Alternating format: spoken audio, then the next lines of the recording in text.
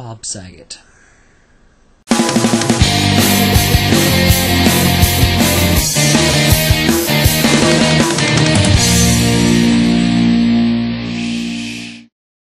So, today's book review, this fine Tuesday, is The Silver Ship and the Sea, written by... who is it by? Sorry. Brenda Cooper. Now,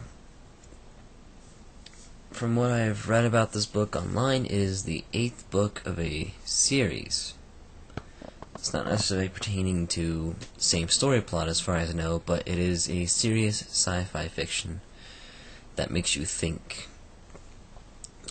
So the main characters in the story are 8 children. They're about 12 to 16, somewhere around there. Maybe younger. I don't know. When I read this book, I can't picture them younger than 16.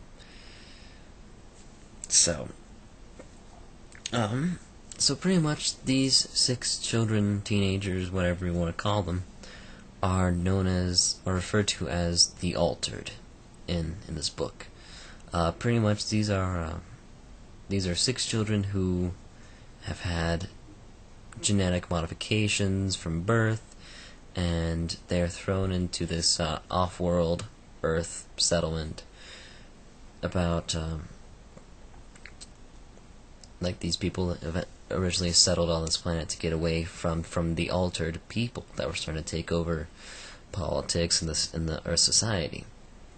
So they fled, trying to maintain their pure human blood without genetic modifications. And for a while, the colony was just fine on their own. They didn't have any altered, but then out of nowhere, this ship full of altered people sets down on the same planet, on the same continent, and then they're like, this shit ain't happening. So, technically this is a book about racism, because it's almost the exact same reaction that about maybe 30 to 50 years ago, if a black person moved into a white neighborhood, everyone would be like, this shit ain't happening, we're gonna scare the shit out of these people, make them leave. And so, pretty much a war ensued between the altered and the original humans, therefore leaving a lot of death and destruction. And like these original humans have been living on this planet for generations, like their great grandparents originally came on the original ship. So I'm sorry, my voice is a bit croaky today.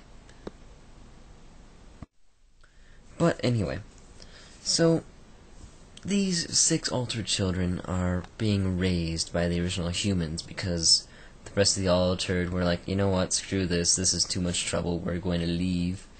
But then for some reason 6 children were left on the planet, either for a planned purpose or by accident. The book reveals that it was somewhat planned. Excuse me. Now, the altered themselves were like drastically altered, like physically you could see alterations, but these 6 children look normal for the most part, except for like maybe their eye colors or certain things that they have the ability to do, like 2 of the characters technically have this ability to surf their what would you call it? Pretty much their version of the internet. 2 children have the ability to surf it with their minds, more or less. Another one seems to be able to control the other 6. Another one seems to have abnormally large feet.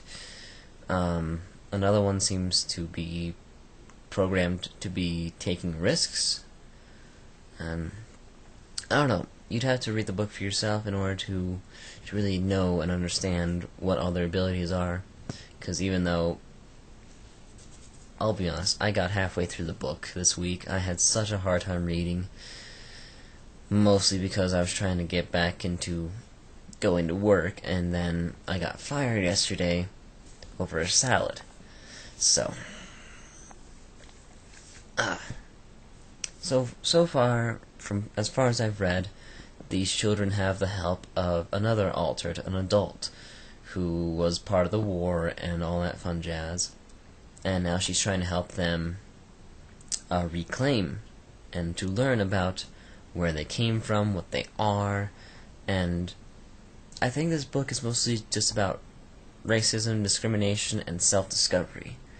Because I'll be honest, I will add to this video later this week when I've actually finished up the book, because now that I don't have a job, I have a lot of time. So, as far as I've read, it is a very good book about discrimination and self-discovery.